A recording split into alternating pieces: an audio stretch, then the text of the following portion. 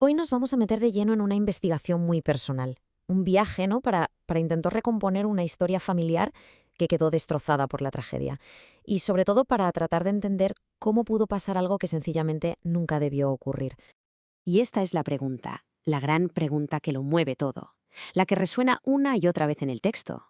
Ojo, que no es una pregunta que busque una respuesta fácil de libro, no, es algo mucho más profundo. Expresa ese dolor, esa incomprensión total ante una tragedia así. Podríamos decir que es el corazón, el motor de toda esta búsqueda. Claro, porque lo que vamos a ver hoy va mucho más allá de una simple lista de fechas y de hechos históricos. Es algo, bueno, es algo profundamente humano. Es esa búsqueda de sentido cuando te enfrentas a una catástrofe de estas dimensiones. Es esa necesidad de entender no solo qué pasó, sino por qué. ¿Por qué pasó? Porque al final de lo que estamos hablando es de esto. La crónica de cómo un grupo de políticos, bueno, se hace con el poder y lo usa sin piedad contra todo un pueblo, contra los armenios. Y es también una advertencia, una muy seria, sobre el poder que tienen las palabras, de cómo el lenguaje, el verbo, puede llegar a transformar a la gente y convertirlos en auténticos monstruos. Y es justo aquí donde la historia da un giro y se convierte en una investigación en toda regla, casi detectivesca. Imaginad el trabajo, desenterrar una verdad que muchísima gente intentó enterrar para siempre. Hay que ir pieza a pieza, recuerdo a recuerdo. Y claro, esto no fue nada fácil, para nada. Hubo que moverse casi en la sombra, rebuscar entre documentos viejísimos, papeles quemados por el tiempo. Y no solo eso, sino convencer a los descendientes para que hicieran memoria, para que recordaran esas historias que les contaron sus abuelos. El objetivo era que todo eso no se perdiera, que no cayera en el olvido. Vale, pues ahora vamos a meternos en una parte más oscura. Vamos a ver cómo se fue construyendo, poco a poco, toda esa maquinaria del odio.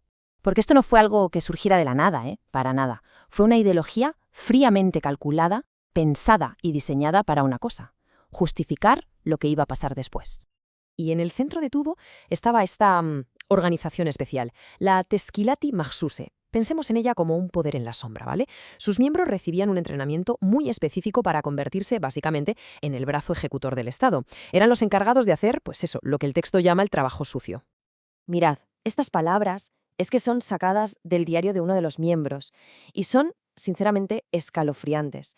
Dejan clarísimo hasta qué punto el entrenamiento era sistemático, metódico y, sobre todo, deshumanizante. El objetivo era muy claro, ¿no? Crear ejecutores que pudieran hacer lo que hacían sin que les temblara el pulso, sin que les afectara lo más mínimo. Y claro, para todo esto necesitaban una justificación ideológica, una coartada, y la encontraron aquí.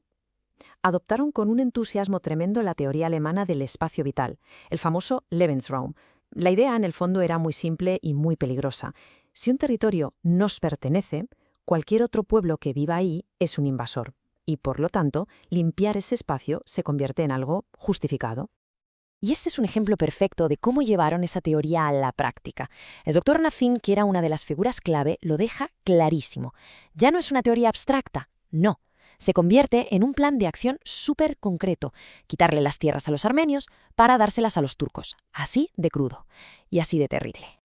Pero quizá una de las cosas más impactantes, más espeluznantes, es ver los paralelismos que hay en la propaganda.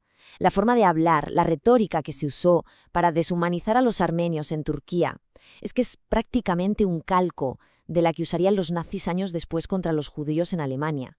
El mismo discurso, que si controlan la economía, que si se han apoderado del país, que si son un elemento extraño que corrompe la nación, es calcado. Bueno, pues ahora vamos a dejar de lado a los que planificaron todo esto para centrarnos en las víctimas. Vamos a ver las consecuencias humanas, las de verdad, de toda esa ideología. Y lo vamos a hacer a través del testimonio directo de una mujer que sobrevivió a las marchas de la muerte. Y con solo estas 3 palabras arranca el relato del horror. Se acabó. Ya no hay más discusiones teóricas ni reuniones en despachos. Ahora empieza la realidad, la cruda y brutal realidad de las deportaciones. Un viaje que para miles y miles de personas no tendría retorno. Este fragmento es que te mete de lleno en el terror constante que se vivía en esa marcha. La violencia no era algo puntual, un incidente aislado, no, era una rutina de cada noche. Una forma de demostrar un poder absoluto sobre gente completamente indefensa, gente que, como dice, ya no tenía ni fuerzas para poder gritar. Y el final del camino era ese: Simplemente seguir caminando. Una caminata mecánica, ya sin esperanza alguna, directa hacia la nada. La imagen de tener una cita con los desiertos es una metáfora absolutamente devastadora. Habla de un destino que ya estaba escrito, del que era imposible escapar. Pero, y esto es muy importante, la historia no acaba aquí. A pesar de toda esta destrucción, no es el final. En esta última parte vamos a ver la otra cara de la moneda, la supervivencia, la memoria y ese esfuerzo titánico por reconstruir lo que habían intentado aniquilar por completo.